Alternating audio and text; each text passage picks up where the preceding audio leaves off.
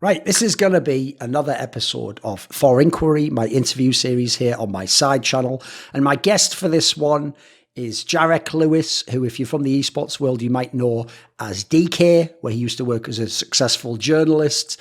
And if people might know the backstory of that, you have a very unique origin story. It's actually sort of like a comic book one. Like, essentially, you were sort of summoned into being in the esports journalism space. If people don't know the story, I won't go into the whole thing, but the joke is, if anyone doesn't like Jake Lockey, so I say if and anyone, like everyone doesn't like Jake Lockey, including, by the way, as far as I can tell, Jake Lockey, hence his behaviour. So if anyone doesn't like Jake Lockey, we'll just say, go back to that premise.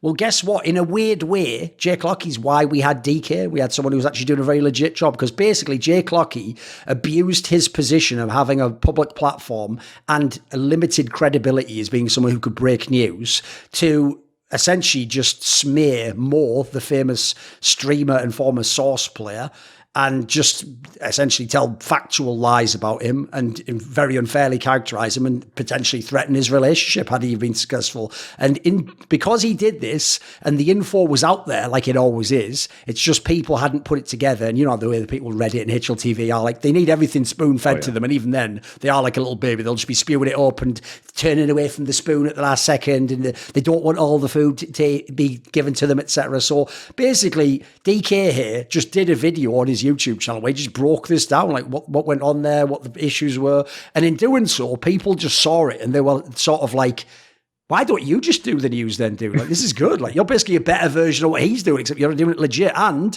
I would even say this is actually the angle I would touch on first before we get into this whole discussion here, which is going to be about side hustles and working over the internet and essentially the future of sort of business, which is, I would say, to me, the cool thing always was, there's a principle you might know from like ancient Greece, which I do fuck with heavily. Like, I don't actually agree at all with democracy or a lot of like general like citizen politics type concepts. But one thing I did think was a genius concept was the notion that back in the day, the whole thing is, if someone was hungry for power, or they just seemed like they had an obvious like conflict of interest or reason why they would abuse power if they got into power, you wouldn't want those people to be the leader. You wouldn't vote for that person, because back then, as far as I know, some of the way you voted even wasn't like that you put yourself forward so then people voted on candidates. It was like it was almost like a write-in approach. Like, people would just say, I think this person should be the leader, and then if you got voted in, the logic was it was like your duty to do it. And so the premise went, the best person would be someone who had the skill set to do all the things you'd want, but actually doesn't want power. But then when you get to do it, it's like jury service. They would just do a good job, because they would think, right, someone's going to do it and I've been chosen, so I'll do a good job for my term. But because I don't want power, I'll just set things right. I'll just do things the way they should be done. And I'm not here to then, exploit it all to fuck people over. So I always got the vibe, even though people like me, Richard, come from very weird backgrounds, and quite frankly, I'll say this openly, it's sometimes fucked up things about our past and maybe like relationships we've had and the way we've been treated that's made us so vigilant and sort of so eager to seek out the truth and to expose bad people and these sorts of things, But I would say for you, I always felt like it was within the vein of what I was talking about there. It's almost like you did kind of realize, like, wait a minute, I could do this. Like, I could apply myself and learn this area. And it's not really like it's like the biggest thing I want to do, but there needs to be someone who's sort of legit. And in your case, because you had a very good job as an aerospace engineer on the side, you didn't even necessarily need to make money off it, right? So just hop on here. Am I in the right ballpark? Oh, absolutely. It's something I didn't realize until we had conversations later on down the line after I was, a few years into it. You kind of helped me realize that that's my frame of mind, especially when I hopped in doing this. And that's how it was. It was kind of a bunch of people publicly or on Reddit or, people inside the industry were telling me, hey, you should do this. You'd be good at this. I can just tell from that one video, which then parlayed into me obviously being a fan of the game of Counter-Strike for such a long time, going, and also paired with, I have the mindset in general, unless it's something crazy like, being in the NBA, I've always had the mindset, if another human did it, then I can figure it out. Like, it's not like in 99% of industries, the top people they're not rocket scientists. They're just people who applied themselves for a certain amount of time and they didn't give up when things got difficult. So I applied that, and I thought, you know what? There's something missing here. We have a couple guys. There were you, there was Richard, but there wasn't anyone doing kind of like the beat reporting stuff. If they were just glorified fans, which unfortunately that's still mostly how it is. But I identified an obvious need And then when people encouraged me to do it, I kind of felt like, you know what, I like the game so much, and I kind of like going on these little side quests that I'm going to give it a shot. And that's what I did. And on top of all that too, because it'll parlay into what we're talking about, not only was I working as an engineer, but I was kind of working on some businesses on the side. It's funny because when people come across my content now, I mean, I've had a couple people mention this to me, or I've seen it on Twitter or wherever, but I've seen people go, you know, dang, I found you from your esports work, and now you're doing this weird stuff where you're talking about online business. And it's like, no. I just didn't talk about everything in my personal life. It doesn't really apply to my esports work. I've been doing this for much longer than that. The esports stuff was a side quest, something that I did not only because I'm a fan of the game, but I saw an obvious need. And it kind of was that I kind of had that mindset of, I'm going to put my few years in here, and I'm going to hopefully set the industry up to be a little more professional. Now, in some ways it did, some ways it didn't, but that's kind of how it started. And yeah, it was kind of like that Greek history that you mentioned, because I never thought before that moment came with Jake Lucky and all of that, hey, one day I want to work in esports. No, I didn't have that. But when those opportunities present themselves, I like, just as a kind of a life philosophy, I don't ever want to be like 80 years old and go, well, what would have happened? You know, let's say I don't make that video. Let's say I just stay a fan of esports. I don't do anything. I would have wondered, like, hey, what if I would have made that? Maybe not about that, but it's possible. I could have thought about what would have happened. Would I have really enjoyed it? Would that have been something I would have done for a lifetime? Obviously, we know now, no, that isn't something I want to do for a lifetime. But I kind of try to leave every question unanswered, if possible, when it comes to anything in my professional life or anything that might sound enjoyable. Sure. So on that topic you mentioned there, because obviously this is essentially like one of the secrets to life, if people don't know, is if you can learn things, like you say, and especially if you know how to learn things on your own, that is actually the ultimate meta skill, because it allows you to learn almost any other skill. Life becomes like an RPG, and you just pick what to level up and what to focus on next, and how good you want to get this thing. And hopefully over time you build a massive skill set, just like a character at the end of an RPG. So I would say is I've also found that in my life. Like, I never had the words for it before, but I am an autodidact. And part of the reason why in my case is just because, I mean, I won't go into the whole side thing. People will know what I'm hinting at, but basically I don't think my mind or brain works the same way as other people's. And so I actually think a lot of the way things are taught in school and by rote just doesn't work for me, mate. Like, it's just not really a very effective style for me. And so what I even noticed on reflection was that the few good teachers I did have in my life and over my academic career, I just noticed essentially they weren't actually teaching me things.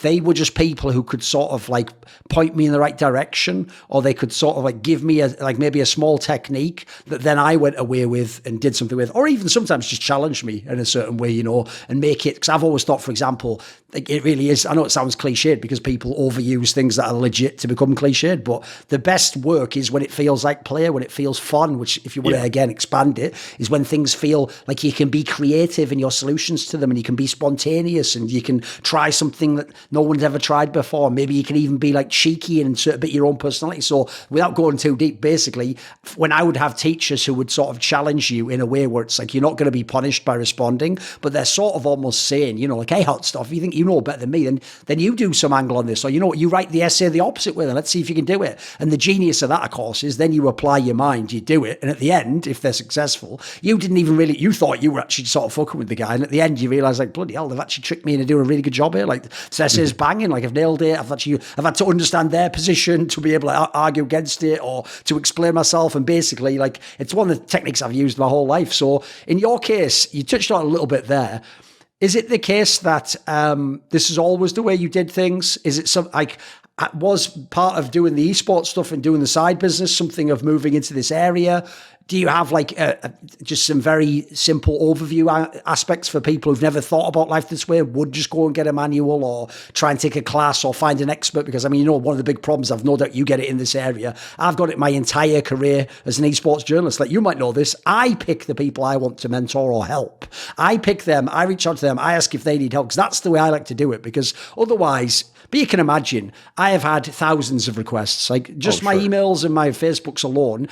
almost every day there'll be someone saying like, I'm doing my homework on this course. I'd like to include, can I interview? It's like, no, I don't. Here's the thing. Richard replies to him. I don't even reply, mate. It would be a waste of my time to reply. I didn't solicit those. I've never solicited those. And there's just too much. And also, I just learned a long time ago from being an editor-in-chief and working with people below me that the kind of people who ask first before they've even tried are literally at level 1 asking for level 10 advice. And the joke is, if they even fucked up level 1, they'd eventually get to level 2 and 3 themselves before they'd ever need to ask me. And even if they came and asked me, I'm sure you'll appreciate this, I couldn't even help them anyway if they're on level 1, because the level 1 advice would be like, try writing 10 things, maybe like read a few books. Like it would, like the joke is, I almost need you to be like bad, but have made a start so that I can say, this area you could tweak. You could try doing this differently. If you haven't even properly started, like, it's basically like, I always give the analogy, it's like going up to a really famous guitarist like Jimmy Page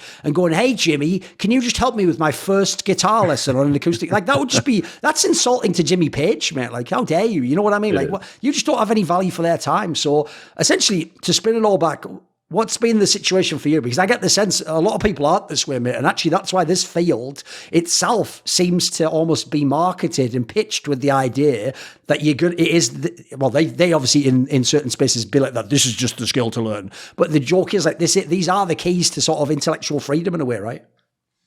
They are. I mean, mine. I think everyone's different, but for me, my mindset was just built from I don't know for sure, but I think upbringing had a good amount to do with it. For me, I won't go too deep into it, but I just grew up in a lower class household where, I had food on the table, roof over my head all the time. So it could have been a lot worse. And I recognize that. But other than that, even from the age of like 8 years old, if I wanted anything more, if I wanted clothes that fit me for the new school year, it was up to me to get them. It was what it was. And I recognized that early on and realized, if my own family can't help me get the things that I want, or my other classmates or other friends have, then who else but me to do this? And when you understand that, and again, not everyone understands that at that young of an age, but at some point you do. And when you do, it's like you hit a sort of acceptance, and then you decide, okay, well, what am I going to do about this? So then in my case, I did yard work. I did every little thing that someone under an actual working age for a job could do, and did everything I could to be able to get the things I wanted, to where I didn't feel like I was missing out on things, and did that. And even got kicked out of school for selling candy, because they banned selling candy at my school at one point in time.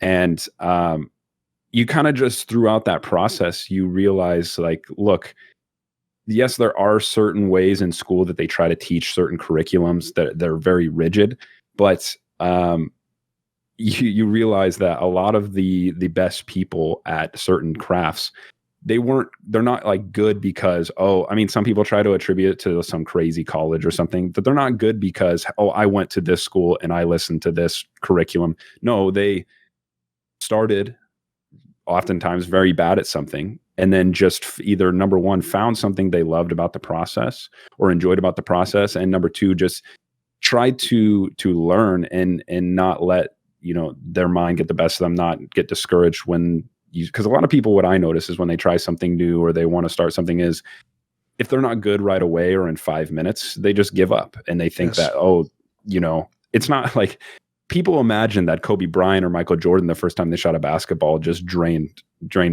every shot they took. And that's just not how it is. I mean, yes, people are naturally going to have talents that you're going to have to discover, but you don't know until you try. So my mindset when it comes to learning that kind of stuff is I always look at every possible situation from, I know nothing here. I'm going to try it. I'm going to see what I like. I'm going to see what I don't like. I'm going to see what feels natural, what doesn't feel natural. And it's okay to try something, suck at it, and spend 6 months doing it and realize, this isn't for me. You can even attribute my time in esports. I thought I did an okay, decent job. I never in a million years would say I did some exceptional, groundbreaking work, but I got the job done. And in that process of several years, not just 6 months, I realized, this isn't something I want to do long-term or full-time with all of my time. And even then, with that being said, there were still so many valuable skills I learned from something that I don't really have an interest in doing ever again, or at least not anytime soon in the current iteration of the way esports works. I'm still able to talk on this call we're doing now in a way that I don't think I could have without my time in esports. I wouldn't have learned the skills to talk, whether it be on a camera or off, and have discussions like this without learning those skills. So for me, it was, if I had to boil it all down, it's just you have to look at everything you're interested in doing with a blank slate and with an acceptance that you're probably going to suck at whatever you try.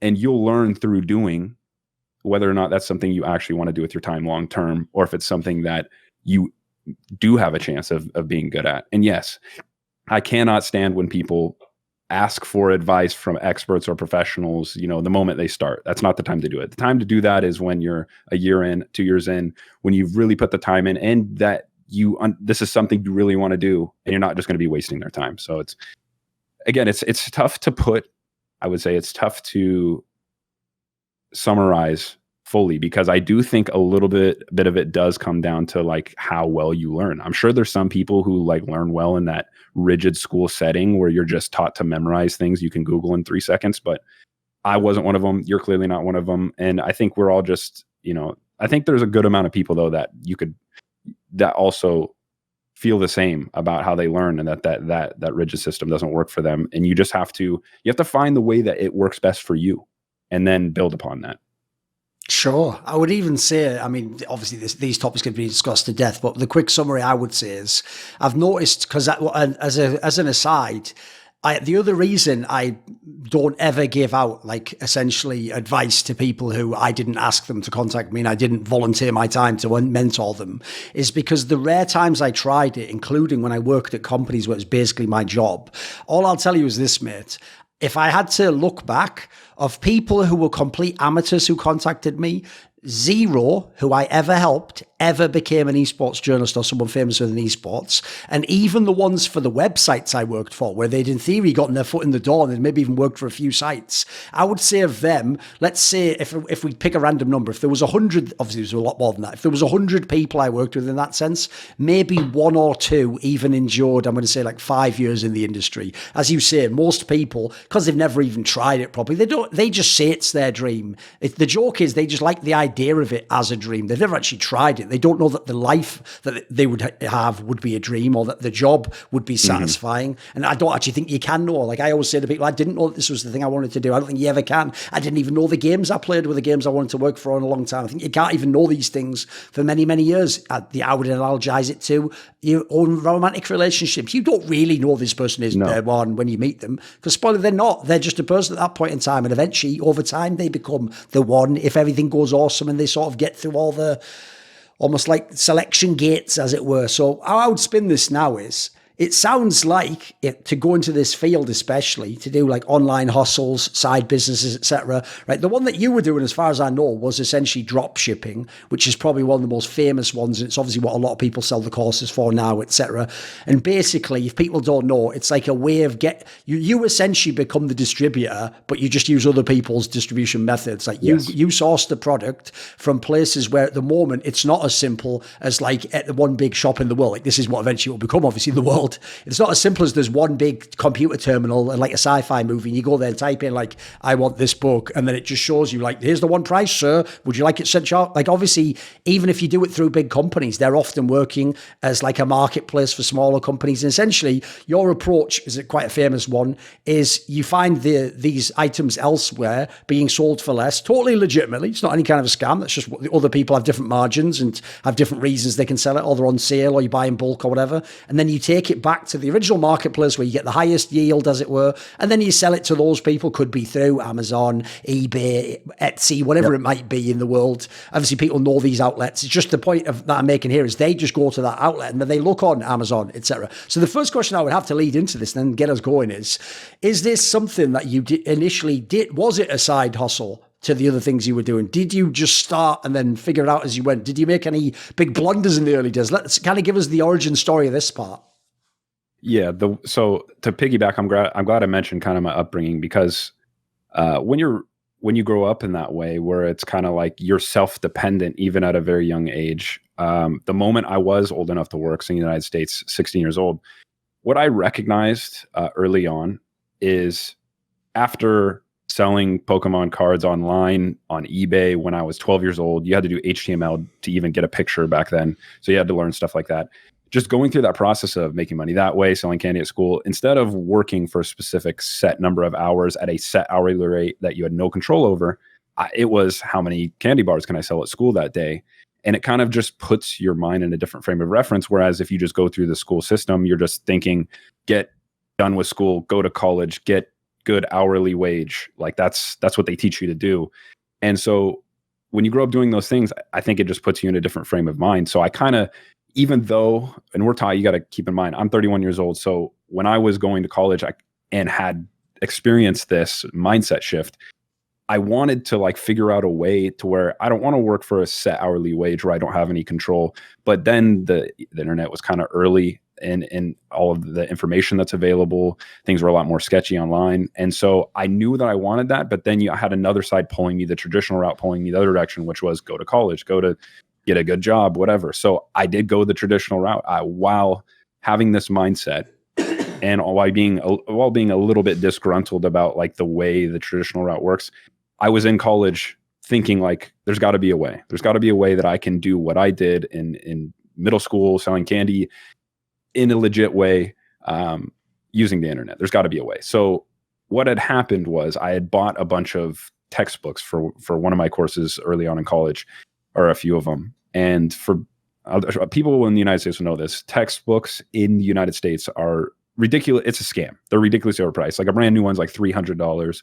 Half the time you don't even use it, or if you do, it's like one chapter. It's a big scam. Isn't it essentially, like, as far as I know, because I remember this from my own time at university, isn't it also essentially like an institutional scam where like either they set that on the course because like, you know, like somehow like sometimes literally your lecturer might be the author of the fucking book. Yes. It's just a way to make you buy his book or something similar. Like, you know, the publisher has an agreement with that university, probably some backhand deals going on here. And in some way, everyone profits off you paying $300 for, what should be like a $50 book, right?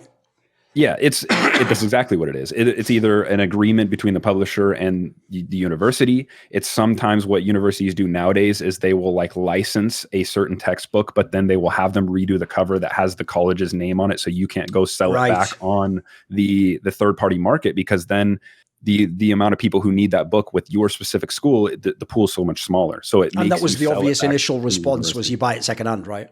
Yes.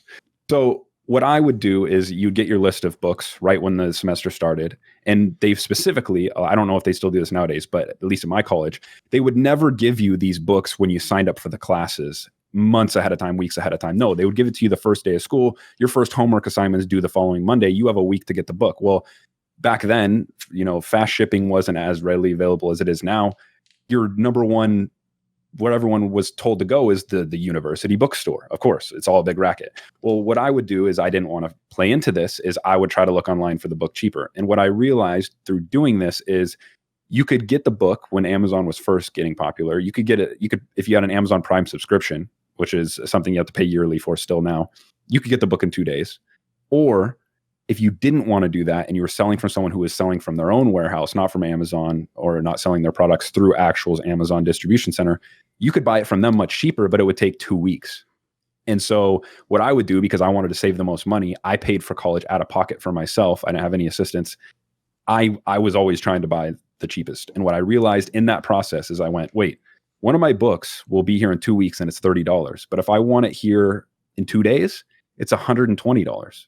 And I thought to myself, I know there's some people who put this off or are in a time crunch like I am. What I would do is I would just try to take pictures of my classmates' textbooks at the beginning of the semester before my books got there.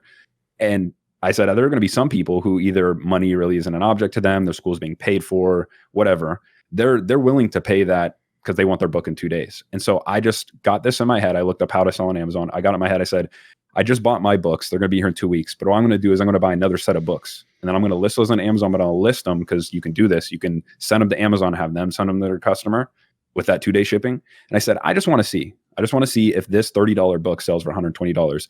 I sent in like 3 or 4 of them. They all sold instantly. And I said, okay, there's something here. And so I kind of just built upon that. But when I did it at the time, I kind of didn't realize the genius of it. I thought it was like a little gimmicky. I thought it was, there's no real money to be made here. So I didn't press it super hard like I should have. You didn't know you could sort of scale it up a bit. Yeah. I just thought like, oh, here's some extra money on the side. So I would just do it here and there a little bit. But then, like you said, I started, okay, if this is possible, then there's got to be other things that are possible. And that's when I looked into drop shipping, which now it's kind of played out. It's not the way it used to be. It was very early on. It became the most famous one of the side hustles, if people don't know. Like different, like not related to drop shipping? No, I said it became the most famous of the side hustles. Like this essentially is how most people get introduced to the idea of like your own online business. It's that, and then the other one now obviously is having your own agency or whatever, where you just like fucking know how to use emails and funnels and stuff. But like that's like the original one was just literally, it was just selling books like this or items on eBay and Amazon, etc. Yeah. Correct. And if people don't know, by the way, you actually have on your side Twitter, which is the current one that you're using. It is. It's at jarrylew. Just right, jarrylew. If you go there, he even has for exactly this topic. It's the original thing he did. He has a free guide for how to sell the books on Amazon in exactly this way. Basically, it doesn't have to just be books, but books is the most obvious thing because, as he says, there's a cycle to how school works. But yeah, this was obviously the original one. But so how did it develop from there to be something bigger? Because even with that, look, as you say, there's a lot of people trying it now. So now it can't maybe scale as crazy as before. But even that obviously could be more than just something you do on the side. You could have done that full time if you wanted. I could have. Yeah, I could have. I just didn't realize the genius of it at the time. I don't know.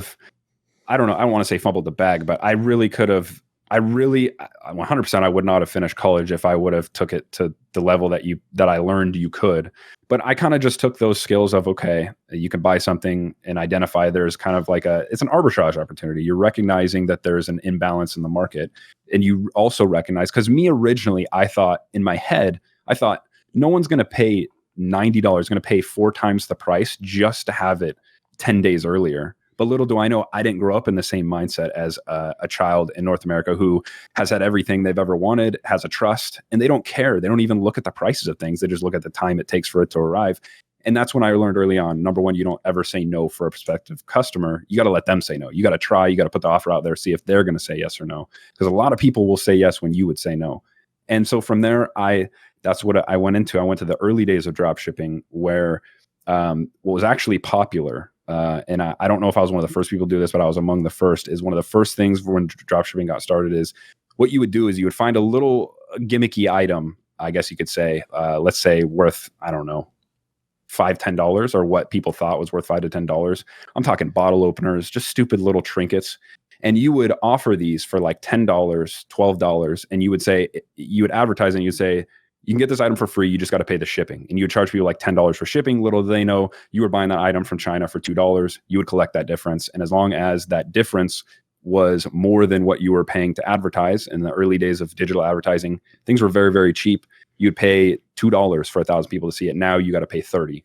So times have changed now, but the philosophy still works the same. And I kind of I played around, made a little bit of money with a bunch of different versions of that. And then eventually, and you gotta remember at this point in time, I finished school, I get my job as an engineer, and I'm also working at esports. So I'm juggling all these things. And that's, I think, another reason why I didn't hit this one thing extremely hard. I'm sure the hard. workload sounds mental. Yeah. Yeah. So through this, it kind of I worked through it, but slowly over time until I decided. Didn't you also one day, point out, I know you made a Twitter thread along these lines, that the other issue with setting one of like these essential like businesses, which can scale and iterate, is that the first, say, 6 months or a year, the problem is sometimes you have to actually be on the computer at a specific hour or for specific periods, right? Isn't that part of the issue as well? Yeah, it is. It is. There are certain things that you need to be around for. Nowadays you can kind of get it to work. And even then, what a lot of people do now, if they need some help with that, they will hire a virtual assistant as someone from, a very cheap one through a site like Upwork or something. So there's ways. Essentially, if you don't know what he means there, like people from mainly like India and Eastern Europe, etc., who have computers and who themselves understand the idea that like there's opportunities out there, they will just offer to do whatever tasks you want for, again, whatever price they're willing to do it for. So famously, you can just get like some guy in India to be like your virtual secretary, for example, if you were someone famous in esports. Correct. And as long as you can trust them and you don't give them like too many passwords to fuck things up and you just make them like an editor or whatever in YouTube, they'll do all the little little menial work for you and free up all this time and bandwidth for you for quite a minimal amount. And the joke is, I mean, it's how the business world works. To them, it might even be worth it to get $5 an hour or $10 an hour. No, to them on a lot of those sites, they're making like the top 5% for their country income wise. I can imagine, yeah. Yeah, so it's not like you're doing anyone wrong by doing that or anything. But yeah, I kind of parlayed all of this stuff into just learning. And I just learned through every single iteration of trying these different things. I would just learn something new and I would apply that to the next thing.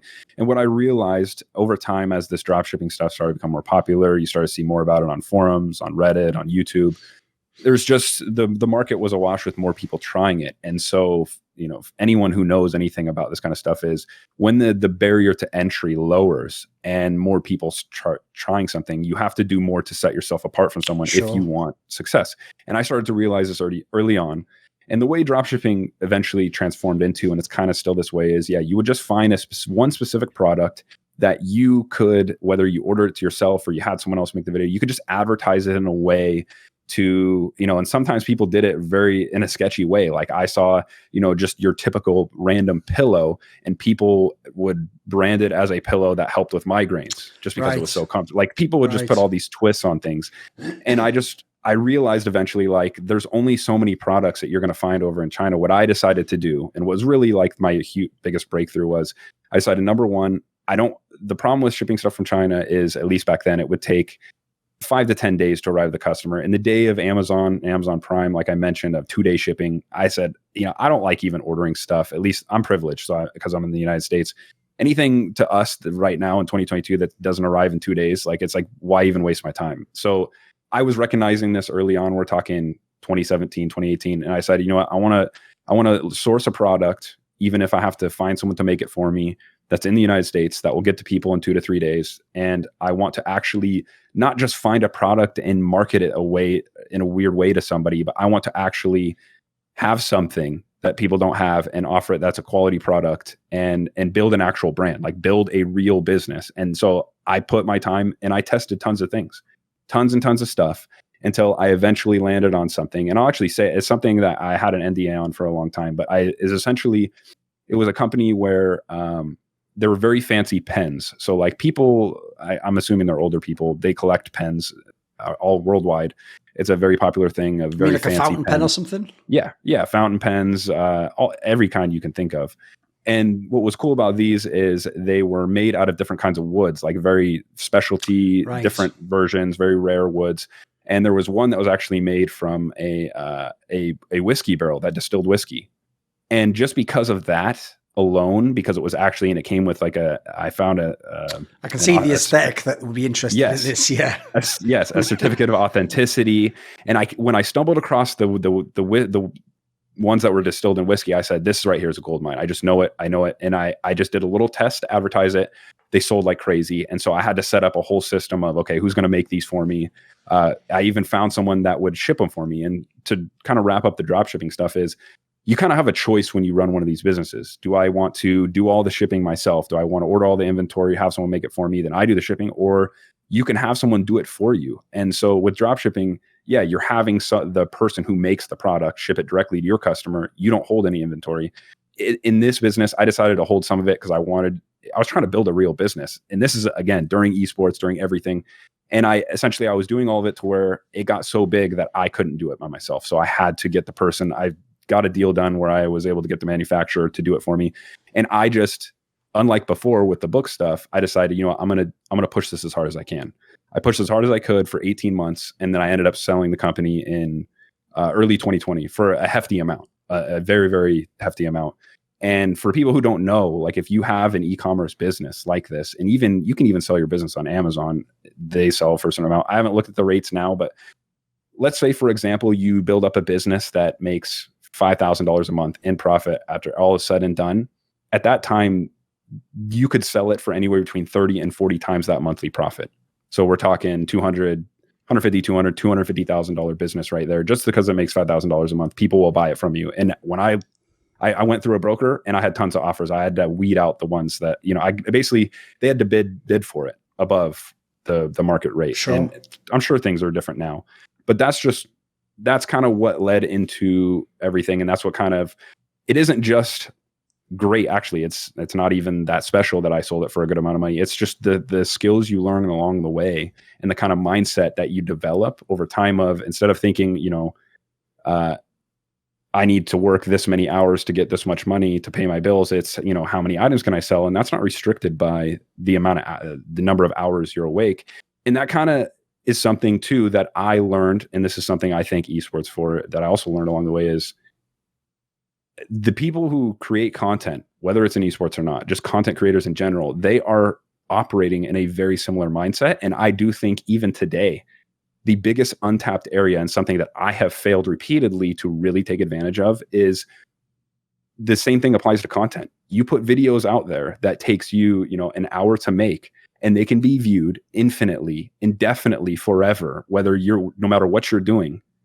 And it exists on the internet forever, and people can find it forever. Now, sure, some are going to get a lot more views when they start, but over time, if you continually feed that market for people who want content, they can just endlessly watch these, and you are not restricted by the number of hours that you're awake. Yes. You don't have to be awake for them to watch that video. So, I mean, I can even tell you that's an area where that's one of the reasons I'm doing this business with Monty now in the esports world, just to touch on that, which is the problem I always had as well is because I'm an autodidact and I'm a bit of a lone wolf in how I operate anyway. Like, I don't like people getting in my way in a team, for example. I never understood what you explained earlier, which is that when you actually are the boss and you tell them what to do, and they actually want to do what you will tell them to do, and the fee is absolutely acceptable, and that is the motivator for them, and also that they get to be a part of something. When you do that, you do free up bandwidth, and you actually do allow yourself to iterate much more. And so, for example, one thing I did a terrible job with in my career is I was like the guy who was just trying to write as good a book as possible and thinking that the only way you could ever publish an idea was in a book,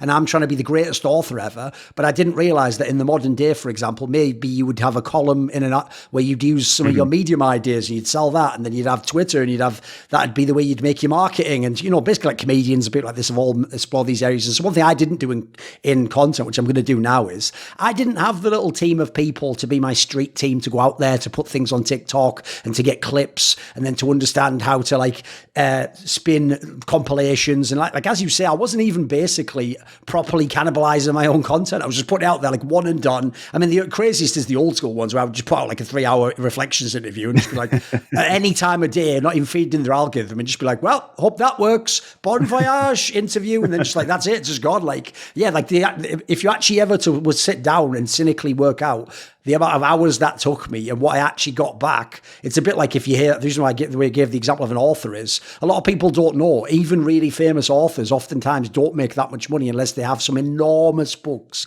that just sell forever and among that very limited amount. Otherwise, when you break down the hours you do the writing, there's a famous scenario that most authors make like below minimum wage or something stupid like that, Yeah, the author, unless they have some crazy deal with a publication because there's some legendary writer, a lot of them aren't that way. And that's the thing. It's the whole, again, like I said earlier, it's a mindset thing. You have to look at the world in a different way. And a lot of the responses I get to my content, and I totally understand this because people they haven't thought anything outside what the traditional norm is. But a lot of responses I get, right, because part of the content, what people don't realize, and you were the king of this, is something, again, I learned from you in esports, is a lot of people don't realize, like when I'm right now, even for the content that I make now, so non-esports related, yes, the things I say are things I believe, but like I'm specifically being very vague because it's polarizing, and it will, number one, it will attract the people that I guess you call them your tribe. Like there are people who they either, whether they realize it or not, or they just realize it now, there's someone who does think in a similar way to you. So they are going to then follow you and then really pay attention to the other stuff you put out. Or you're going to attract the people who get, emotionally shifted by whatever you're saying because they can't think any other way, and they are terrible at thinking rationally. And they are going to then boost the engagement of whatever it is you're talking about, which then again, it's a cycle, a self-fulfilling prophecy.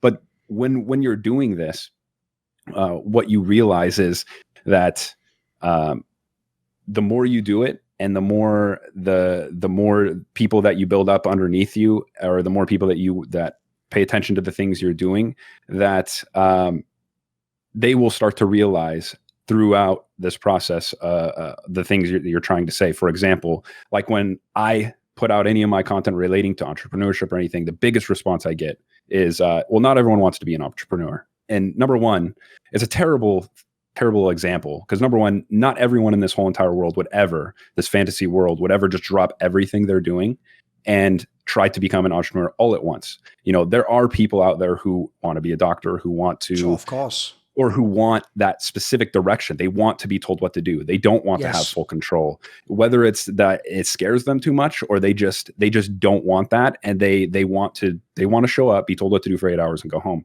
So not only is that need being fulfilled, but the whole point I'm always trying to make with my content is that there is a severe imbalance, even now in almost 2023. There's a severe imbalance between the amount of opportunity that exists. There is an overabundance of opportunity that exists for people to use the internet as a medium for income, or even just side income, versus what you can do traditionally. Eventually that won't be there. Either the grocery store clerk down the road or doctors and all of those people combined will make more money as a result, because those people who want to work those positions become more scarce because of the opportunity online, and or the pool that exists right now, that overabundance becomes not overabundant, and they will make less, per each person that tries to do it. It's probably going to be a combination of both. But this is something that a lot of people don't realize. And I try to put out content now because I've done this for so long.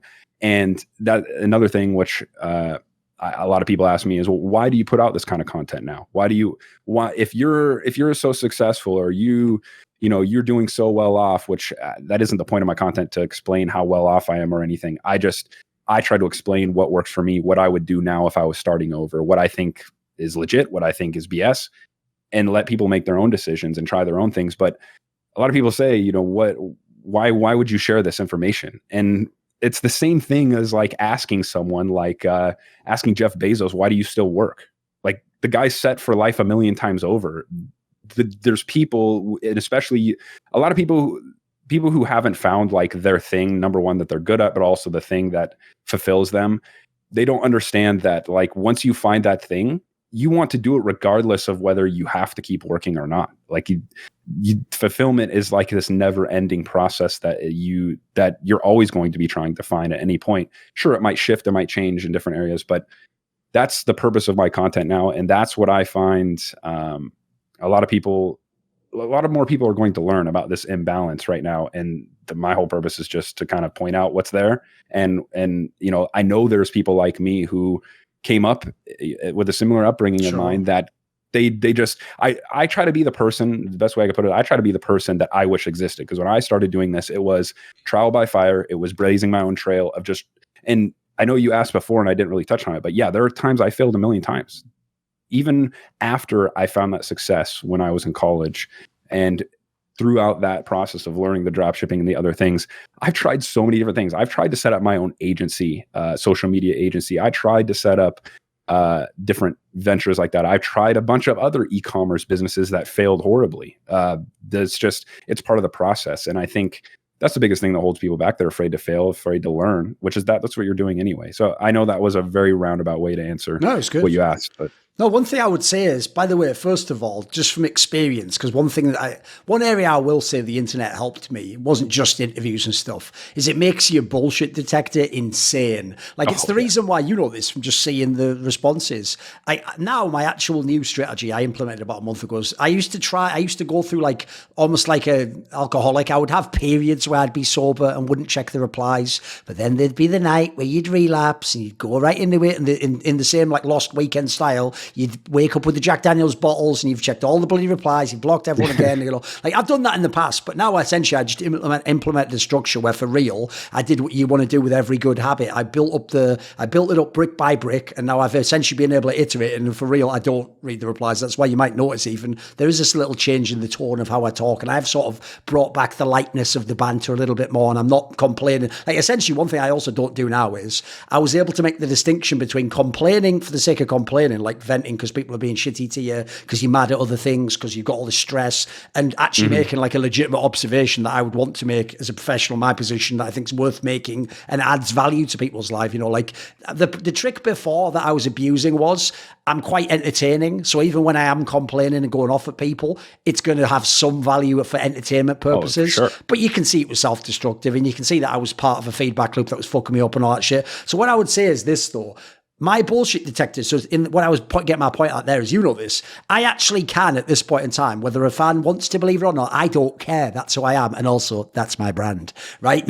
So I secretly do care, but you know what I mean, right? Basically, I can absolutely, just by someone's likes on tweets, know with almost a 90% certainty if they are going to become a hater later on, block them then, and what do you know? You know this, DK. They become exactly the hater I predicted they would, often much, much worse. And later, the joke is, when you do that advanced search, they might be tweeting every month about how I'm a terrible person, and it's all just because of the block. And like, the joke is, if the block did that to you, mate, just wait till you saw my next banger. That was going to set you off. Or imagine when I told you your favourite player was overrated, or is even a scumbag and a liar and has done all these proof. I sort of got really good at doing that. So what I'll say is this: my bullshit meter immediately goes off when people say the thing you've said there, and it's what the entire money Twitter is littered with. It's when the guy goes, well, essentially, I'm doing square brackets here.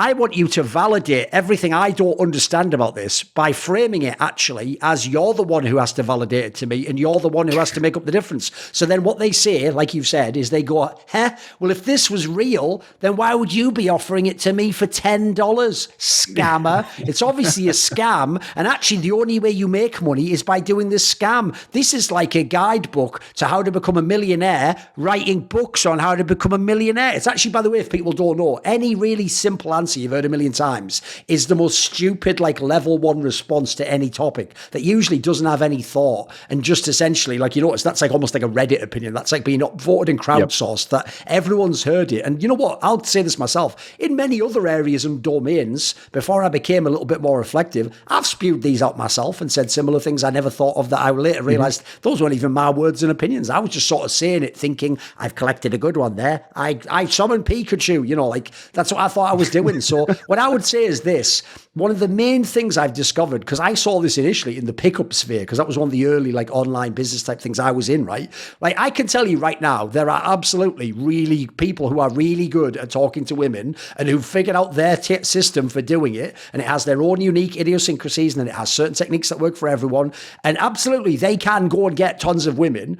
But they also, like for reasons you said, maybe they want to help out men that were like them. Maybe they want to make some money on the side. Maybe they want to use their popularity in doing that to enable them to travel to different places to then also pick up women or to do other things. You know, essentially they have other ways of exploiting this skill set that they've developed. And what I'll say is this: like you said earlier about how dropshipping started as this amazing thing where if you're one of the chosen few who'd figured this out, the world was your oyster. And I'll bet the margins were mental. It's one of those ones where it's like a great sports almanac moment. If you could go back in time 10 years, this would be one of the hustles you'd do. In the same way as when you've completed an RPG game and you play it again through, you have to avoid the temptation to just go and take like the one item that's cheap in this one area and sell it over this other thing, do that a million times, kill a boss 17,000 and do, you know, level up before the first boss fight and just be all the best levels. We all know how, like the little scams you can exploit. So what I would say is this: when an area becomes bigger, this is what a normal person doesn't think. I can tell you right now, it's obvious it will then become overrun with scammers as a response to how legitimate it is. What the scammer identifies is there is something here. There's a real product people want, a real service people want. There's essentially these people also want to connect with people who can give them and provide this service and product. And they try to get in the middle of that. I'd say it's like nature.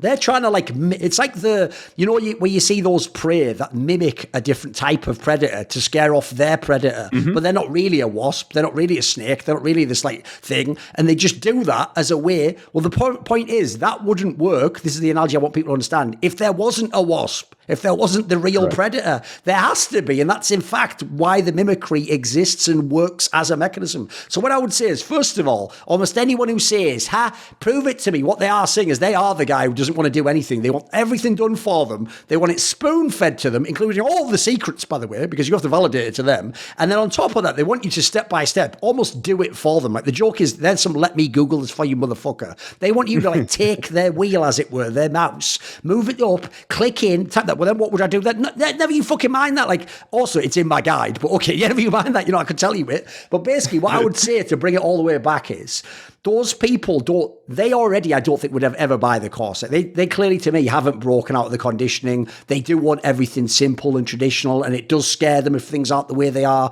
And it doesn't matter that the real world is, guess what, is way worse than that. It's all figured out. The profit margins are crushed. You are the peon cog in the machine. You'll never get equity in those companies. They will use you and throw you aside. And like any of the problems you think exist within this world are magnified way more in the matrix, as it were, than in the sort of side world that we're on about. Almost like it's almost a kind of a black market economy, even though it's not in any way illegal. And what I would say is that as a result, seeing the scammers, and there are obvious scammers, and there are even people who get later exposed as scammers, that puts off so many people who actually probably would be interested in this because they don't understand that mechanism I'm saying. So they think, for example, I mean, this even ties into quite a famous person who was related to esports news recently, and I noticed everyone said had a multi-level marketing program. Clearly not the case if you understand this, but they will think, right, all those people are scammers. So they'll say the same thing like they did there to you, DK. They'll go, oh yeah, well, if this works, why don't you just make all the money? Right, two obvious reasons I can give you guys. One, why don't I make the money already doing what works and make a bunch of money on the side telling you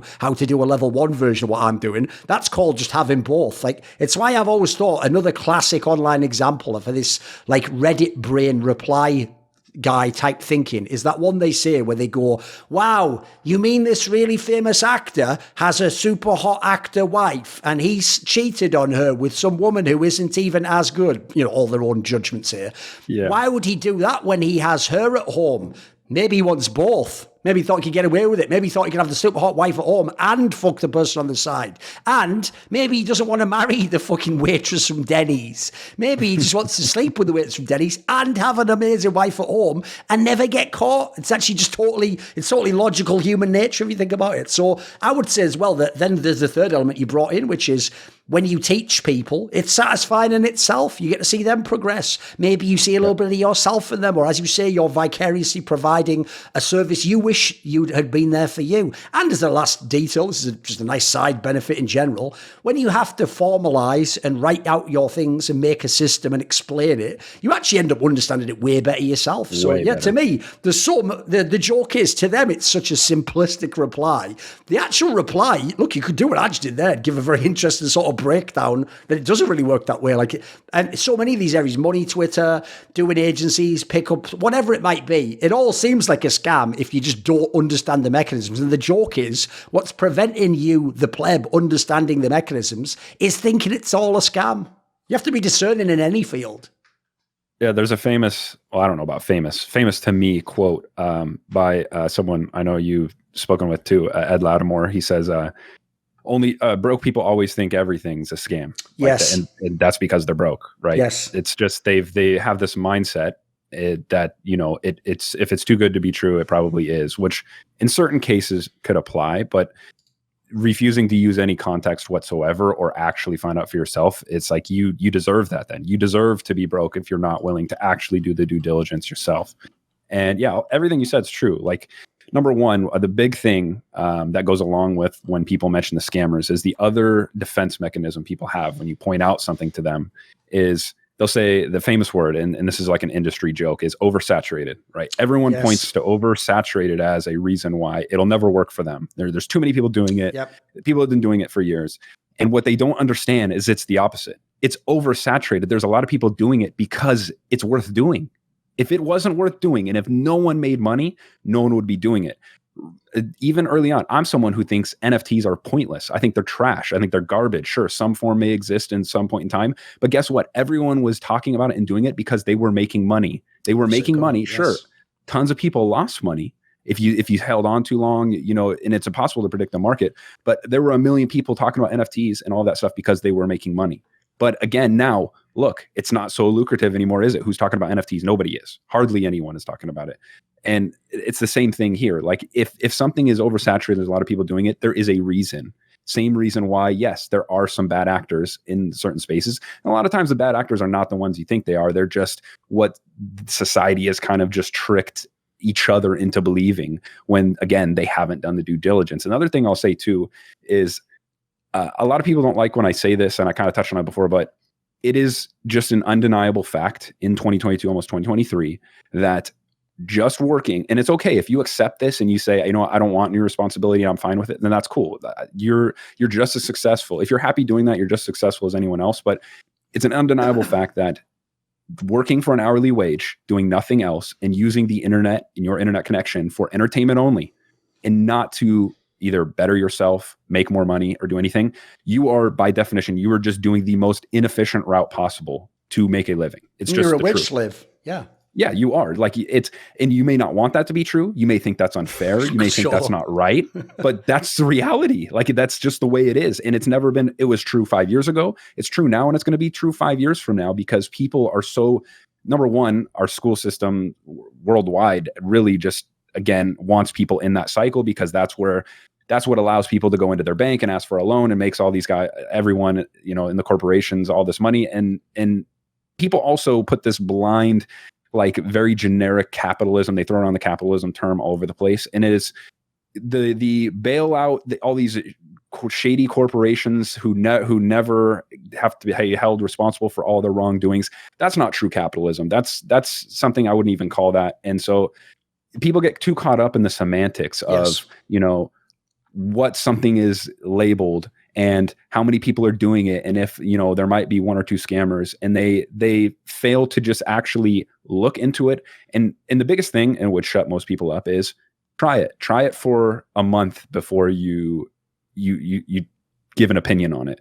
And it would eliminate 99% of these NPC Reddit, Twitter responses of people who just say, and a lot of times when they talk bad about something, is because either they're too insecure to go, you know what I'm doing right now is very inefficient, I'm going to try this. And I don't know what it is, but they refuse to do or find something out for themselves. And I think that was one of the most valuable things I learned, whether it was my upbringing or one of the most valuable things that someone can apply to their own life, is to just don't take other people's word for it, whether it be, hey, this is extremely lucrative, but also, hey, this is a waste of time, don't do it, I tried it, or don't do it, it sucks, or don't do it, it's a scam. You can't listen to any of it. And it was even early on when this dropshipping thing got started, that I mentioned before, where you were selling things, advertising them as free, and you just pay the shipping.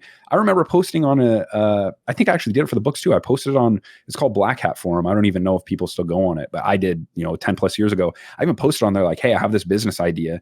I'm going to buy these books and I'm going to sell them, with 2-day shipping for more. And 1 million people said, no, that'll never work. That'll never work. And I just decided, you know what? I'm curious.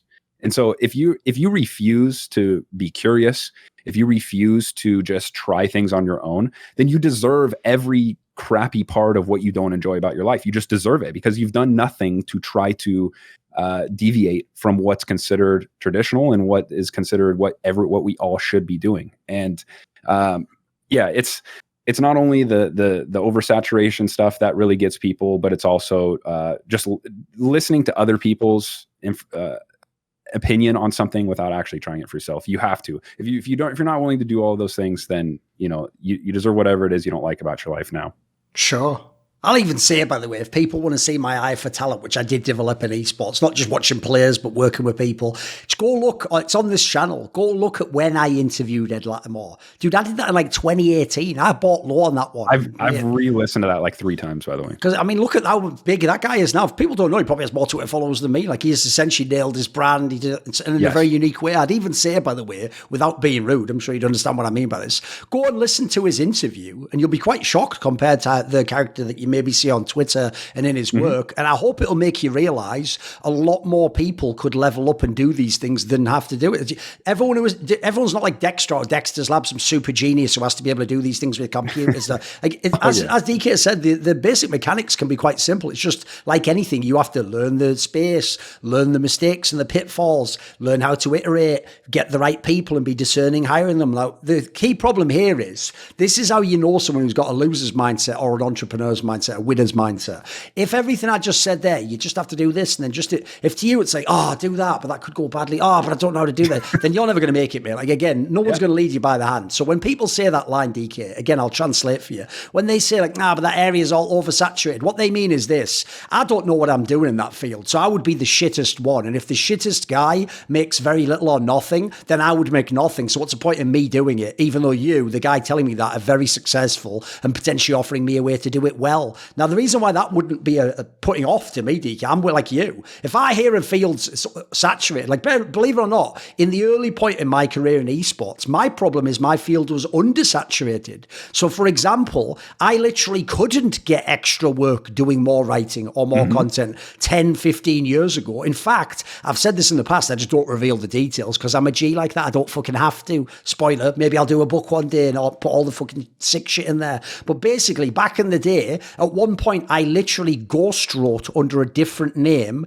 just so that I could get extra money writing for websites in a way that wouldn't appear to be a conflict. And the best part of it all is, all I'll say is this, DK, the particular name I wrote under, look, a lot of people wouldn't know now, basically enabled me to also write in a different style. And I'm such a G, mate, because I've read so many books and so many cool, like, detective stories. I even did my grammar differently and my punctuation differently, and I spoke with a slightly different tone, but the ideas were all still Thorin. But the best part of it all, just as a satisfying aside, because I wrote under a name that, let's just say, would be more respected, I would even have people contact that name and say things like, you know, it's not often that you can actually appreciate like an expert's opinion who'd really know what they're talking about. And there's a lot of other people in the space. And the joke was, it was the same fucking ideas, mate. It's like that story I've told a million times, that Richard Lewis really did test how stupid people are responding to the name Richard Lewis, because he would be friends with Sean Gayes or God B. They'd tell him some amazing insight about the game. He'd be informed by it and make a similar comment on broadcast.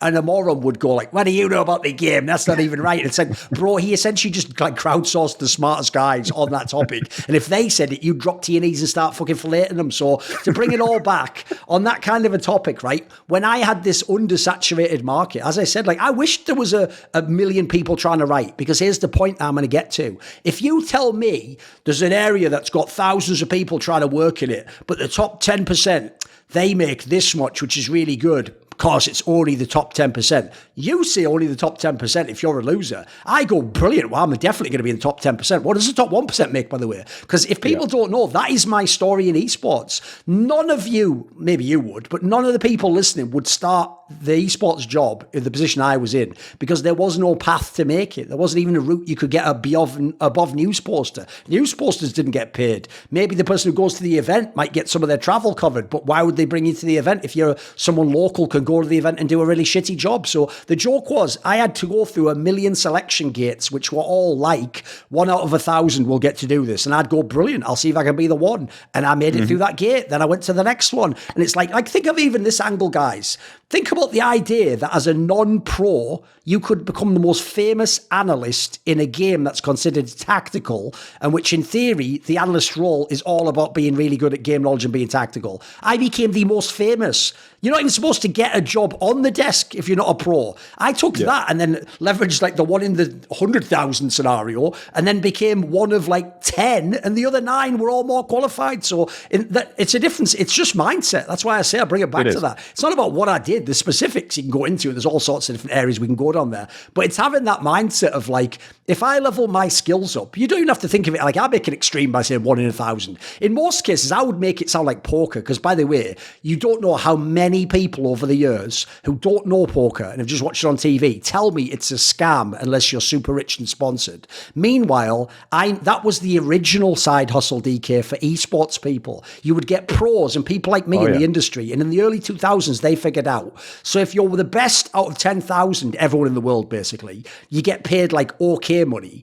But at poker, and this is the analogy I want people to think of, I only have to be the best at this table. of 6 people, and I can even choose the table.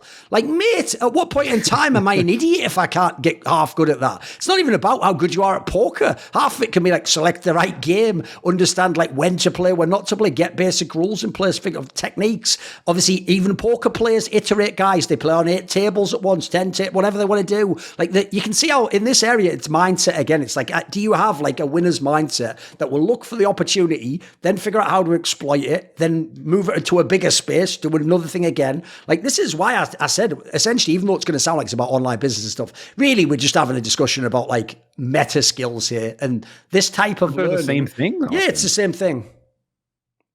Yeah, it's not only is it mindset and having a winner's mindset, I would say, but I would say, even if I had to describe the bulk of mine's more, I don't know if it's the right way to say fear related, but I just from early on, I don't know if I spoke to people who are much older than me, or if it was like a certain movie I saw or something, but whenever early on, and even now when I'm going to try something new, or I come across something that's very interesting to me, and I let the curiosity get the best of me, is I think of myself as much, and I mentioned this earlier, much older, imagining if I hadn't tried that specific thing, or if I hadn't tried a bunch of those things. Like, to me, my worst fear, I don't have many fears. My worst fear in the world is being too old to do really anything, and just thinking, what would a life have been if I would have tried X, Y, and Z, or X, or Y, or Z? It doesn't matter.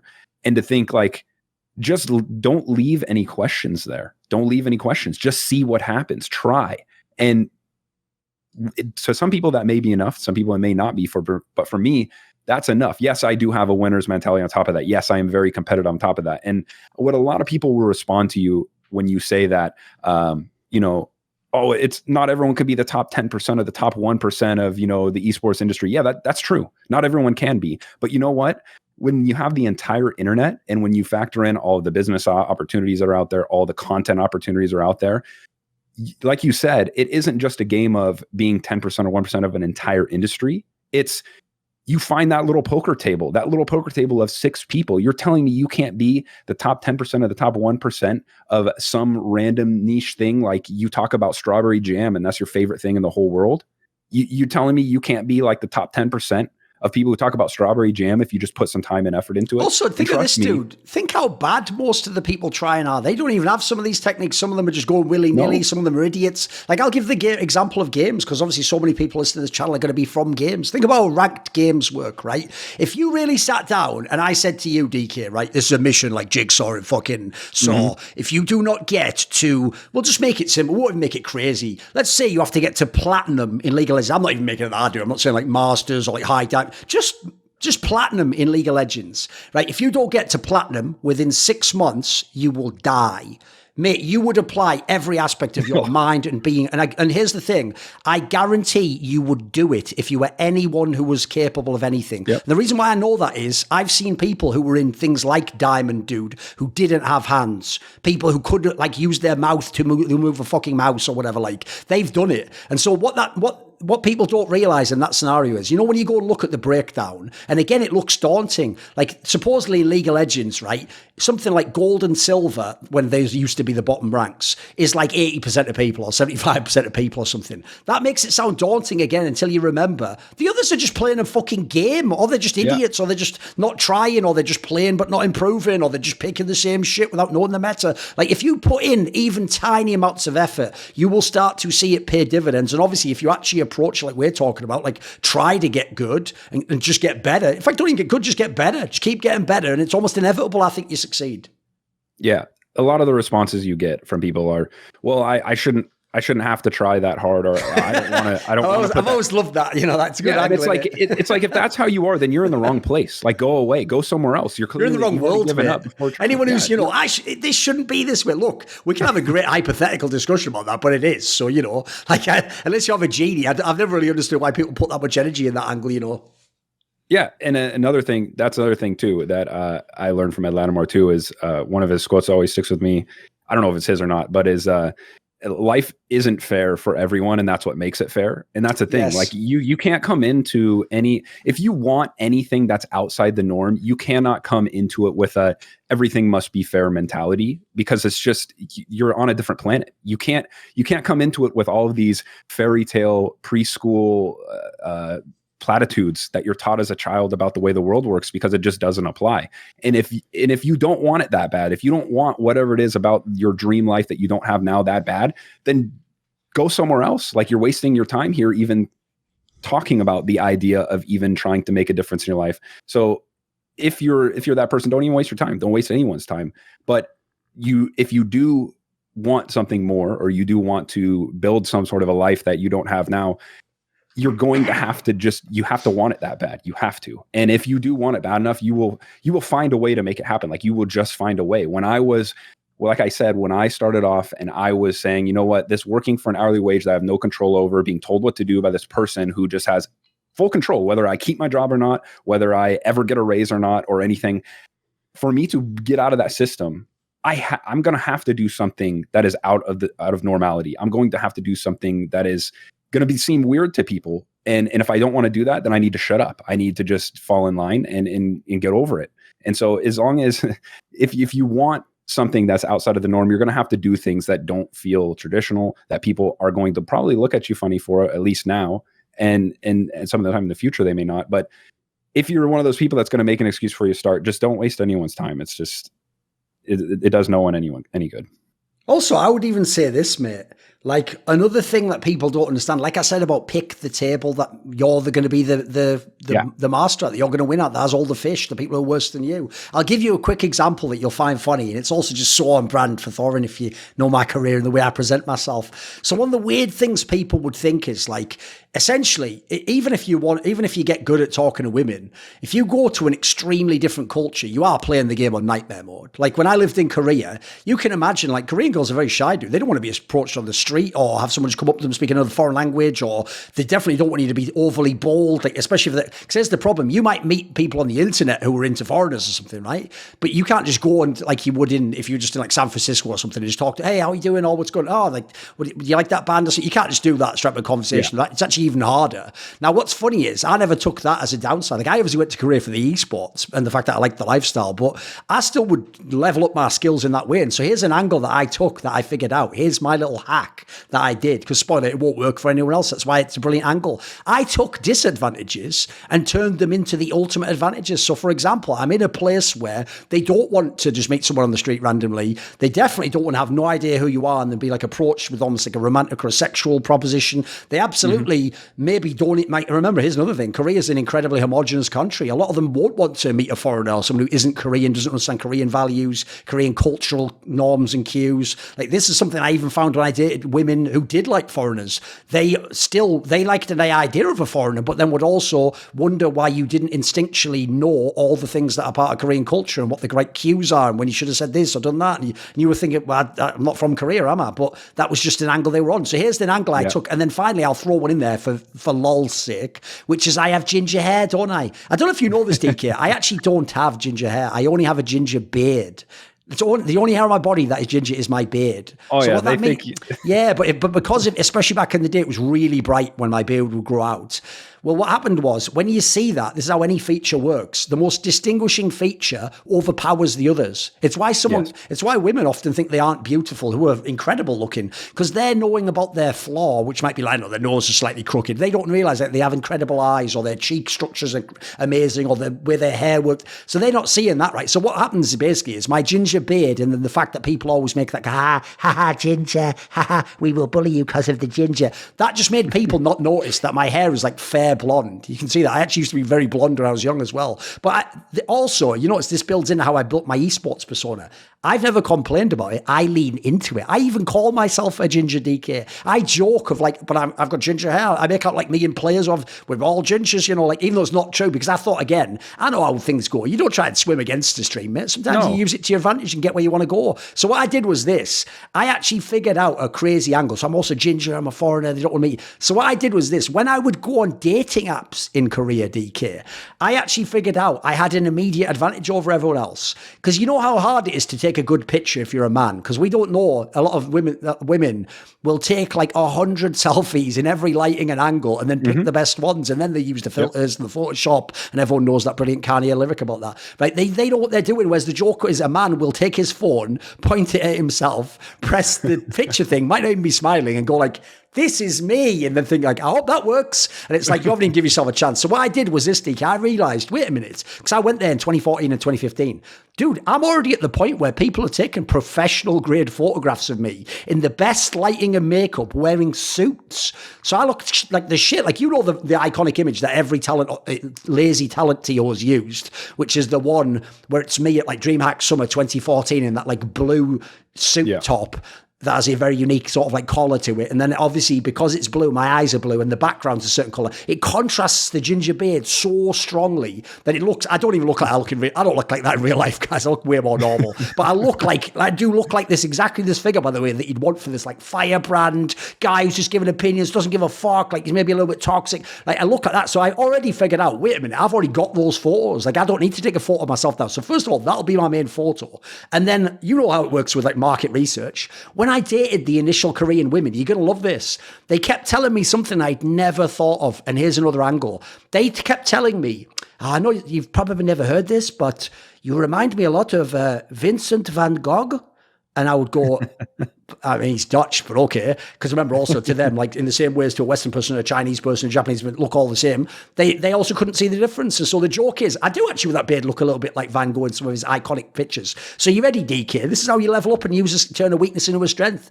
On Tinder, I would have my main picture of me in a professional thing with a suit on, looking baller, looking fiercely off with that fucking stare that I've got. Because I also figured out, by the way, I haven't got the best smile. But tell you what, I've got a fucking wicked stare though. I have my stare that I'm looking off with, looks a bit moody. So, you know, it's playing right into its own demographic. And then on top of that, I'd have the next image, which is obviously me in more of a fun setting, you know. Maybe I'm at a bar, couple of people there for social proof. I'm smiling, whatever. And then I would put in there, you ready? You can probably see where I'm going. I would just put in there a picture, a portrait of Van Gogh. And as a joke in the bio, I'd put like obviously like a wink or something. I'd put like you know, my last photo is like a very famous painting of me. So what I'm actually doing there is advertising to people who might think of that idea, like, oh yeah, he does look a lot like Vincent van Gogh. And you can imagine, dude, I'd cornered my market.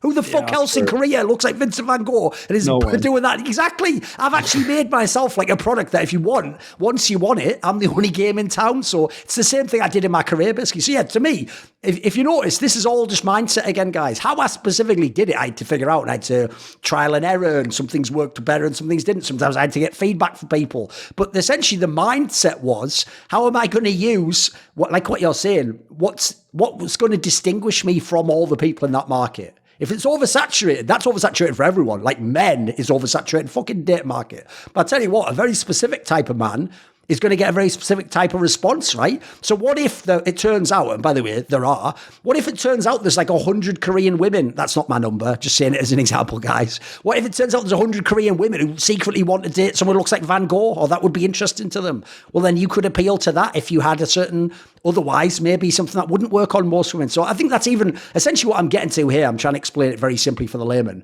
is you think because you buy within markets that you understand market dynamics and forces. And again, we're not going into the pure free market. We're just talking about literal markets, what a buyer's price is set at, what the average is set at, how special people that you can sell to for more. People think they understand that. But if you notice, whenever they say things like, that's not worth that, and they'll be talking about like Ziwu, his contracts, like you are aware, there's no like greengrocer that puts like, Ziwu, that's a pretty good, that's good season. So I guess that's 4 million. The question is, what's someone willing to pay for it? And I'll tell you a little detail. You know, when a fan goes, I can't believe they paid 600,000 for Monacy. What if the other bids were 500,000 or 400,000, but you don't know what org that is. And so you don't know, they wanted to buy him for less, but this is the one that paid the most. So these basic concepts of how markets work. So I think a lot of that's lost, dude. Like you touched on it earlier, but I think basically, again, what people don't know dominates their way of thinking about the field, and it actually blocks them from really figuring out these mechanisms. Yeah, the first thing you can't do is just make any assumptions. And like I said earlier, you can't say no for a customer. You can't, if you're saying no for a customer, you lose by default. You have to put you have to put something, whether product, whether it's an actual physical product or it's yourself or a version of yourself, you have to put it out there and let the market decide, because the market is the ultimate. It's the final decision maker. Nothing else matters. Emotions don't matter. It gets rid of all that shit they were saying earlier. You know, this isn't. Yeah, you'll feel your reality will slap you in the face when you try interfacing on that reality on that level, right? Yeah, and to go upon like how you said, you specifically used things, attributes about yourself that you either felt were strengths or unique, and you use those to your strengths rather than trying to swim upstream. That's something that I try to tell people in my content is like, look, you're dealt a certain hand of cards, and you can whine about that hand of cards and how fair or unfair or privileged or unprivileged that hand of cards is, but you're wasting time unless you are just trying to figure out, okay, here's the hand I'm dealt, and what can I use? How can I use this to the best of its ability? And you're not going to know right away. You're not going to know the best way to use that hand. You have to play it. You have to play the hand, and then you have to see what happens as a result. And you have to go back. You have to look at it. Okay, this worked. This didn't. Okay, let's try this version. Let's try this version. And the same thing even happened with me in esports. I remember there were people who were trying to poke fun at me because I used the word per sources, which again was is and has been and always will be a very popular thing to do on Twitter and in your content. But people trying to make fun of me for it. I was pushing back on those people, and I think you messaged me and you were just like, lay into it. So what did I do? I turned a podcast that I was doing into the per sources yes, I leaned into it. Embraced the meme. And then everyone who at first was kind of also piling on, then just like they played into it. And then people were talking about me when I wasn't even doing anything in particular to make people talk about me. It carried for itself. And it actually ended up being a huge benefit. And the SEO rankings of the websites that I was writing for, they did better than ever after I tried to lean into that. So it's, again, you can whine about the hands you're dealt if you want to, but again, it's just a waste of time. No one gains from that. All you can do is just look, okay, here's what I have, and I'm going to try things and see what work. And trust me, the amount of people who are professionals, I guess, or they are in like, say, the top 10%, like we mentioned, of a certain specific area and just don't know it because they just haven't tried. Like, for example, one of the things that I do, it's very random and it just made me think of it, but one of the things I do and that like I could have done to get started is one of the things I do because it's something that just interests me is, as a child, I played with Lego sets as a kid. It's like one of my favorite toys as a kid was to play with Lego sets. Now, as an adult, I write on my Substack articles about how you can invest in Lego sets, because what do I also like to do? I like to do business things. I like to invest money. Well, guess what? You can buy Lego sets, and then after they're not made anymore, they appreciate in value better than the stock market since the 80s. Like, trust me, there's something that you think is weird, and I'm talking to the viewer right now. There's something you think is weird, or something that you think that no one else really likes. That, number one, if you started talking about it or writing about it, or who knows, just putting something out there in the world about it, that number one, you're going to be in the top 10% by default. Because again, like I said, in this little niche area for me, for example, investing in Lego sets, like no one does that. Hardly anyone does it. You look on YouTube, there's like 4 people who talk about it, and it's been a thing since the 80s.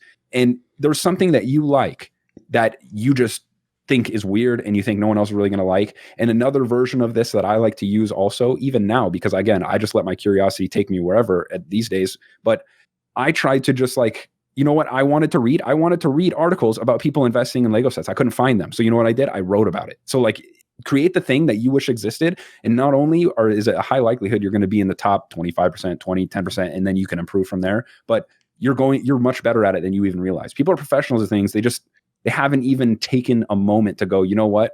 Let's just do something. Let's just do something, whether it's record audio, record video. And again, I'm preaching to you who knows all of this, but to the viewer, like, trust me, you are better at things than you realize. A lot of people are a lot better, but if you're just going to whine about it, if you're just going to whine about like how unfair or how like daunting the task is, then you can't be helped.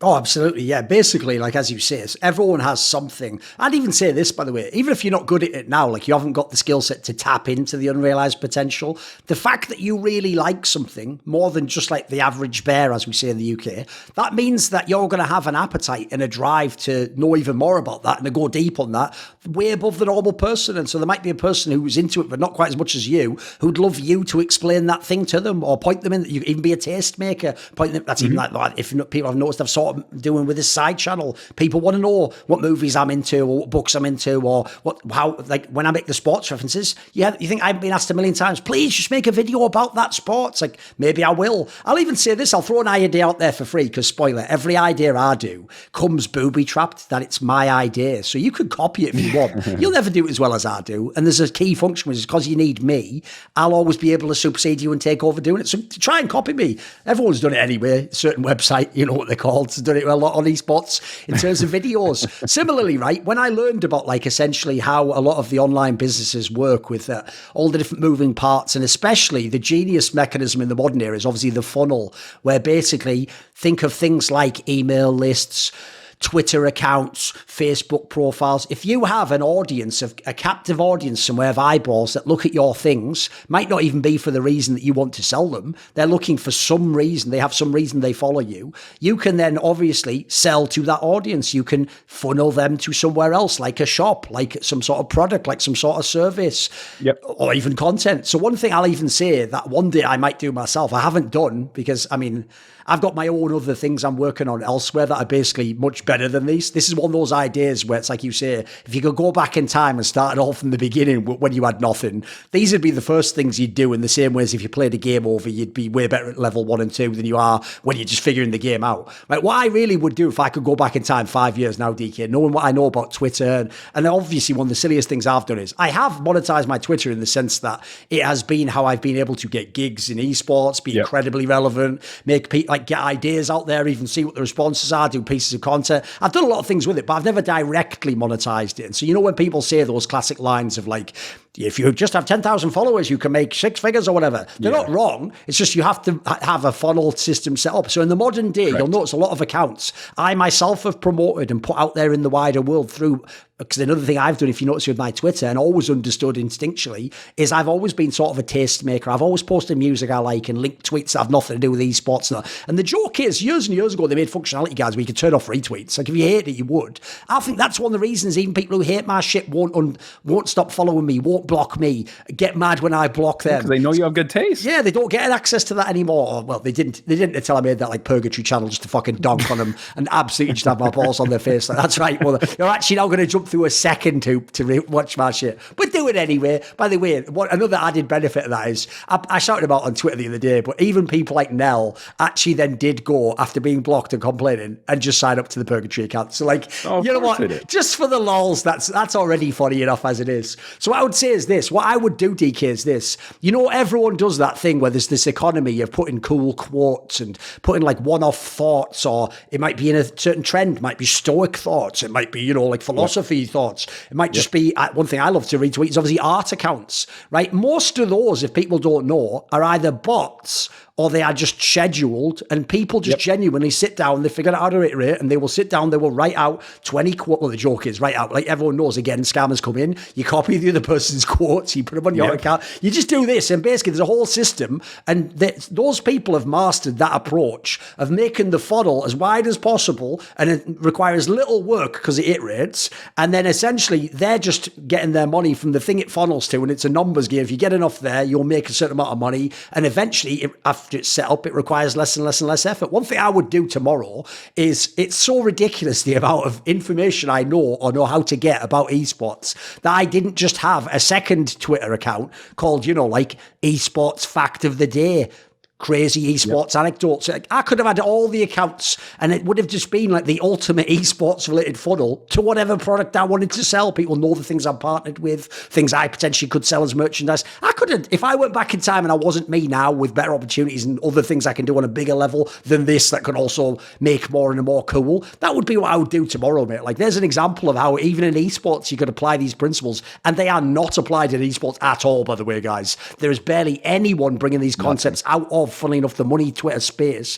except the rare examples, like I told you, of like, I actually think one of the coolest is that guy who does the art accounts. If people ever see the art accounts I retweet, it's one guy, I think he's some Russian guy, and he just got, like, look, he is using other people's content, but spoiler, the fucking betting companies have been doing that the whole time in esports. Like, no one polices that at the moment. You don't really get DMCA'd, so he just figured out how to make a billion art bots that also retweet each other within similar, like, genres of art, and if you like them, it's brilliant for you, because you get they find more and more and more, and you click more and more. If you ever go and look, it says in the bio, there's one guy who just did all of those. It's not like there's 1,000 people. There's one guy set up just hundreds and hundreds of these accounts for each individual artist. So again, for me, it all comes back to like these meta skills, the mindset, essentially understanding this overview of what you can do and how you can build the fundamentals into something that can actually be incredibly powerful. Because essentially, like you said about interests, the premise of the internet that means it works, but that people who are plebs don't understand it's the sheer scale of it. It's the fact that you can access everyone, maybe in the English language speaking world. You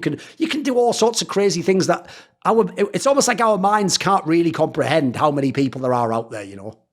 No, they can't. They cannot. Like, I mean, when you really look into how many people that speak English, like billions of people that have access to the internet, like, and then you compare like the idea of that many to, the amount of people that'll fit in like a football stadium.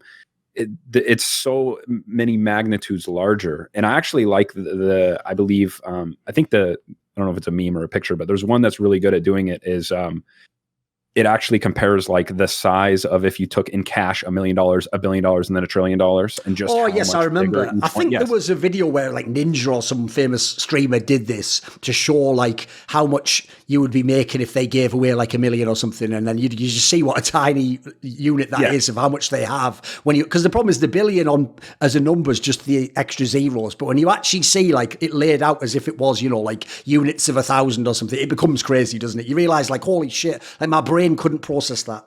Yeah, that's one of the biggest things as people who cannot recognize just how large the internet as a whole is.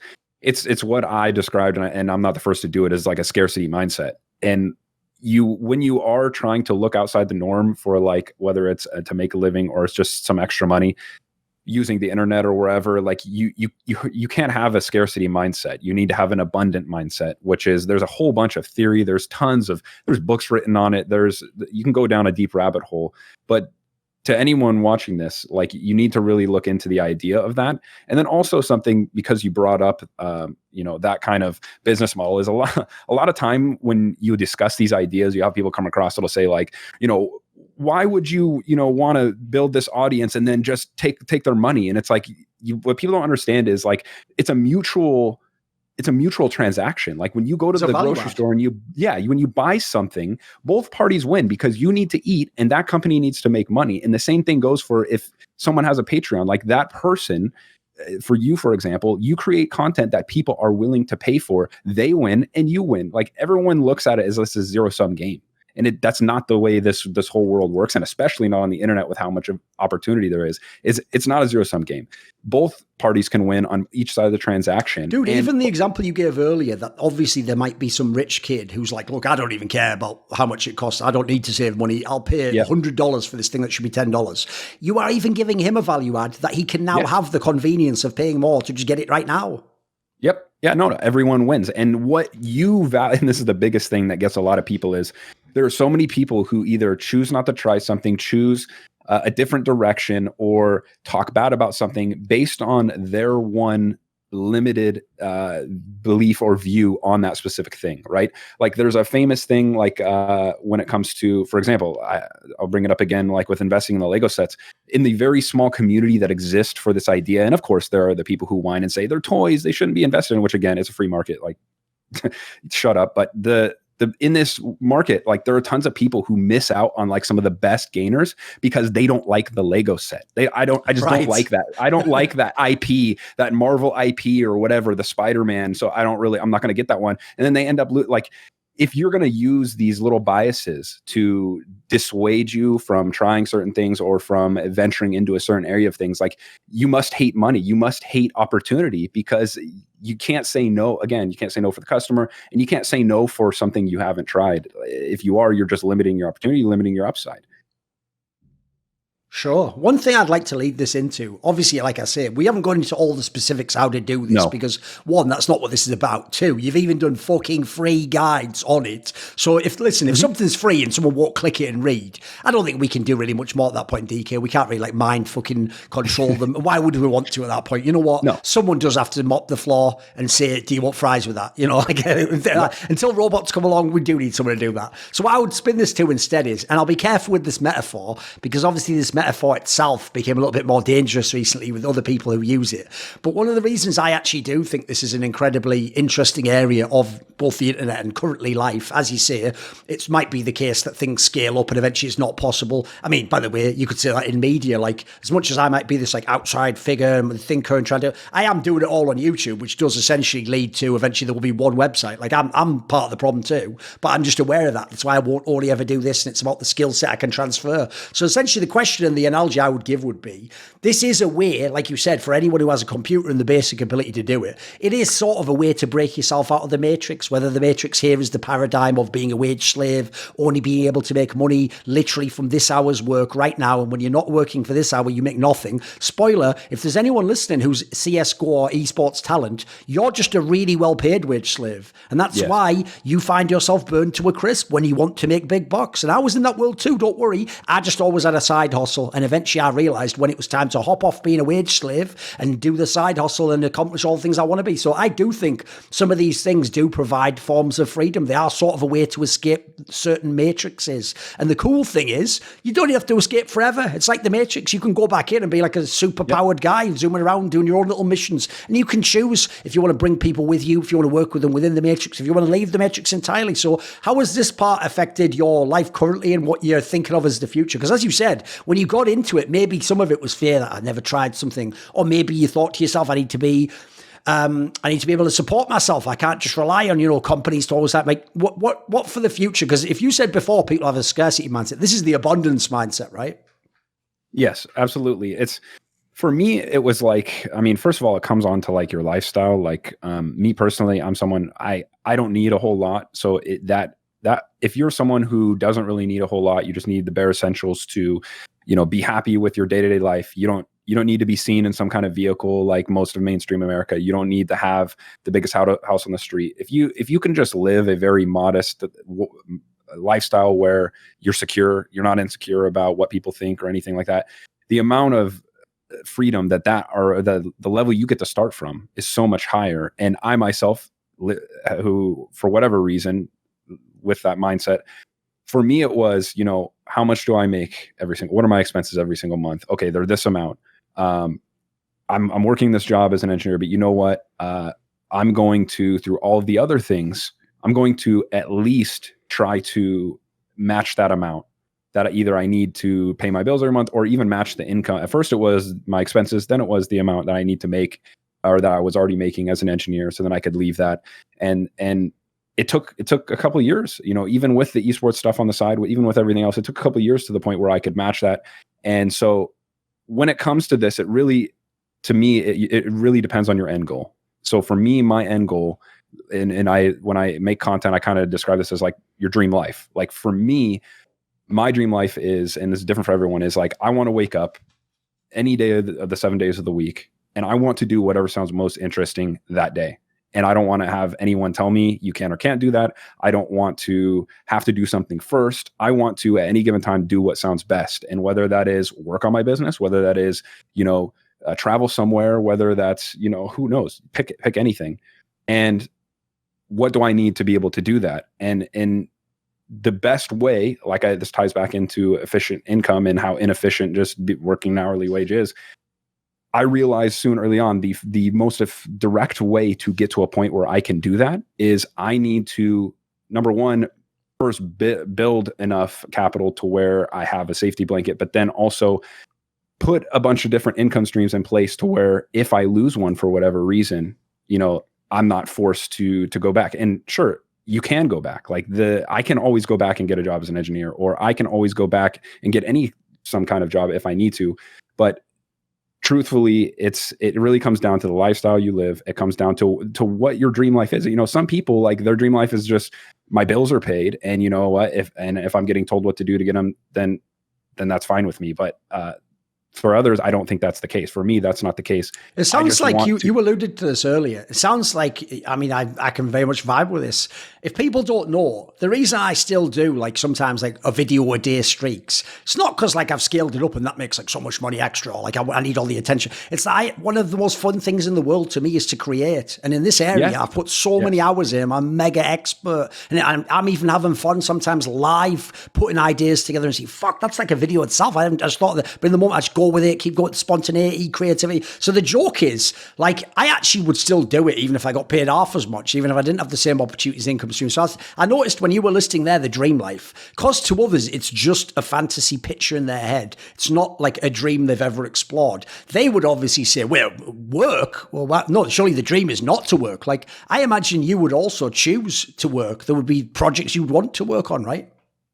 Oh, absolutely. It's like, it's again, like the thing I mentioned, you know, if in general, most humans just didn't want to work, you would see all these guys who cash out with their insane stock deals, you know, your Jeff Bezos and all those guys, your Elon Musk, like why would they still work if no one wanted to work after they were fully set? Sure, that may be some people, and I honestly have the opinion, people who do feel that way, they would do it for 2 or 3 weeks and then they would get extremely bored, and either they would want to go back to what they were doing or they would just find something to do, right? When you do have that unlimited time freedom, your curiosity is eventually going to get the best of you. That's human nature. You're going to want to find something to do. And that's why I fully believe, like, no one fully retires. Like, they say they retire, but no, you just start doing, you know, when people actually do the traditional American path of, you know, working 40, 45 years and then they retire, they just start doing the things that they wanted to do. And some of those things are work. People like to build things. People like to craft things. People like to, and in many ways, the same way you would build, you know, furniture, if that was like your passion, making videos, that's building something. It's a form of creativity. It's just expressed in a different way. So yeah, it's, for me in general, like, yes, some days, even like at this point in time, when it comes to, like, I don't have to work at this point, just because of the financial decisions I made, the investments I made. I don't have to. But some days, actually, most days, I want to work on my businesses. And what you'll find when you go to try to figure out what you're good at, when you find out through just trying things that, you know, hey, I'm actually pretty good at this and I enjoy it, those things go hand in hand. You end up want to do that thing regardless of how much money you're going to make or regardless of whether you need to work or not. And I think it's something biological. Who knows? It's something that just naturally we look forward. It's something that we get fulfillment from, is to be able to start with nothing, create something, and then also see other people enjoy it, or even ourselves, even if it's just ourselves, if we just enjoy it. I think we all have a little bit of that in there. It's gonna be a spectrum of what people, you know, the amount that people want to work, and there are some people who probably don't want to do a whole lot, but they're still going to be doing something. No one just stops working and does nothing forever. There's always something that someone's going to want to do, and I'm absolutely that. No matter what, I will be working on something, no matter what it was going on when it comes to how much I've accomplished. This video was kindly supported by Realm, ppnomula, and a special thanks goes out to Rawdota. Would you like to choose the next topic I focus on? Do you want to ask me a question for my monthly AMA? Do you want teasers to find out who the next guests are for Thorinquiry episodes? Maybe you want to take part in a private, never-to-be-published discussion with me. Well, if so, heed this call to action and join Thorin's side today in the Patreon link in the description box below.